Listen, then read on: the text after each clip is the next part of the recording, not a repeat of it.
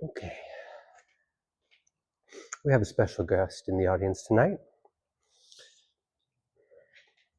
Okay, so we just have one more stance that we're gonna do. Look out, Mia.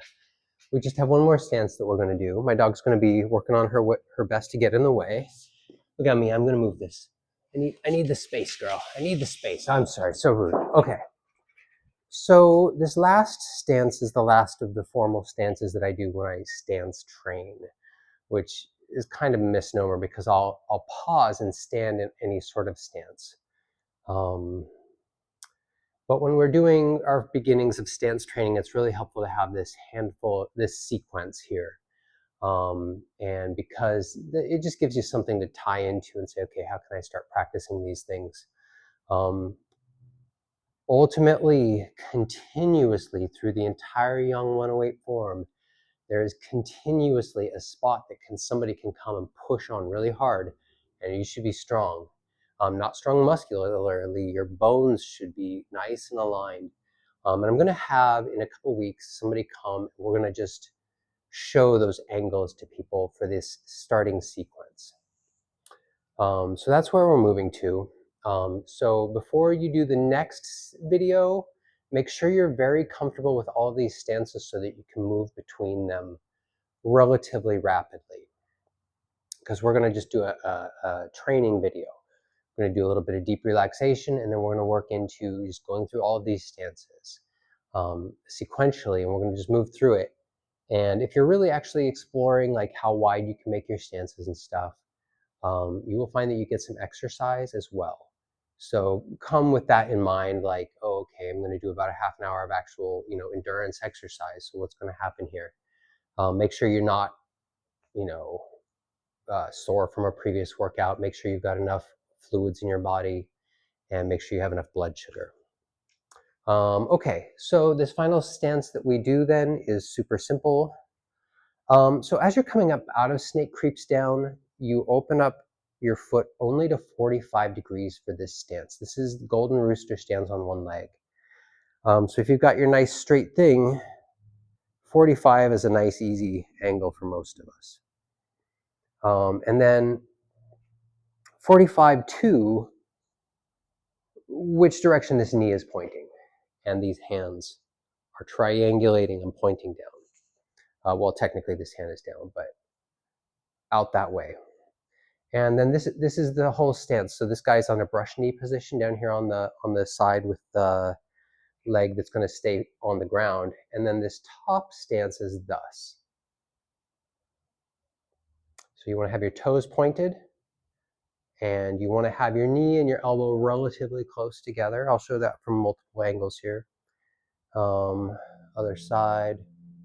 Oh wow, I don't have the greatest of lighting right now as the sun's going down, but I think you guys can see me. So again, 45-ish degrees as I'm coming up out of snake creeps down.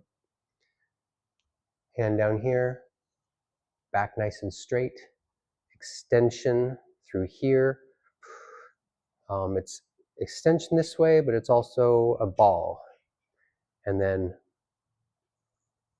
just about thus. And you can take your knee all the way to your elbow if you're cozy with it. You don't have to go that wide though. And I guess I'll try and show you a back view too. Just so you can see one more angle. And that's it. It's a very simple stance. This one's great for development of one-legged balance, right? So if you can stand here for about 2 minutes, that takes a lot of skill for your supporting muscles. The muscles of your quads and stuff will burn a little, but the skill and the strengthening is really your all your supporting muscles, all your stabilizers is what they're technically called. And that's the stance. Super simple. As always, so quick reminder on our principles that we're doing as we do each of these stances. Center, movement from center, and posture from center. So from here I create my posture. Lengthening and like a ball so that it fills up three-dimensionally all of me. Second is extension. So the extension of that ball into things is the next energetic thought from what I just said, but extension also has to do with, reaching out. But extension only is really, so extension can very easily be up-weighted. So remember, down-weighted. That is to say, my hand is out here, I'm feeling the weight on this underside, not up here on the top. I can kind of, and now I'm feeling all my tension on the top, and that takes tension, so I let go, I rest, I start to feel all the weight on the underside again. So, and then, maintaining that awareness of weight on the bottom of your foot. Specifically, that's the most underside part of your body.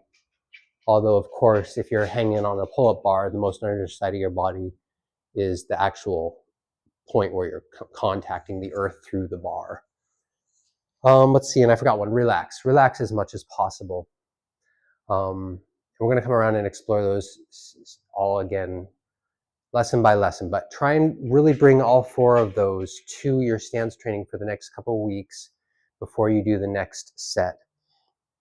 It's worth saying, so we relax as much as possible, but maybe in order to relax really truly, my posture falls apart. And then I'm like, yeah, like whatever. And so to ask for that just gentle musculature of the back to maintain that straight shape requires a certain amount of musculature. And this is the extension side of things. And you want to learn how to stay as relaxed as possible inside of that extension. So really work with those four principles, really memorize each of these postures until you're super comfortable with them. And then you'll be ready for the next lesson, and we're going to string them all together. One final thought on this particular technique. I don't always do this last stance when I stance train. Sometimes I will come around and just practice, let's do that from a side angle so you can see a little bit better. I'll just maybe practice my kicks for a while. So I get plenty of this, one-legged stance stuff while I'm doing this kind of work. We'll talk about that as a discrete exercise here in a few weeks. But for now, just work with the stance. And just for the martial crowd who might be interested, this technique happens in the third section, and it has more than one use. But it in terms of how the section flows out, you do this deep snake creeps down. I'm not going to do it right now. Snake creeps down, super deep stance to your tallest stance. So it asks for a certain athleticism there, and you probably would never want to do snake creeps down into that move, because what that move is actually really good for is, one, somebody's doing like a tall roundhouse kick at you up in this region. Practically every style on the planet has that move, some version of that move. Some Muay Thai, right? Looks pretty similar.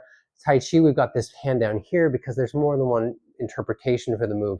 In the form, you go from that technique into repulse the monkey, and you're doing a bunch of, it's only backwards walking in the form. It can also be that you use that technique when somebody charges your legs, tries to do a single or double leg takedown. I would try showing you with my dog, but she wouldn't appreciate it. But a single or double leg takedown. So you have this symbolic hand here. Like, this isn't necessarily just a technique for kicks. It's also like, whoa, dude, this kind of a jumping back and trying to deal with stuff. So bear in mind, a lot of the techniques, they have sort of a symbolic meaning and a more literal meaning. Yeah, that's all that I really need to say. Work with the principles, work with the stances, get super cozy between them, and then we'll do that next, and then do the next video. All right, thank you.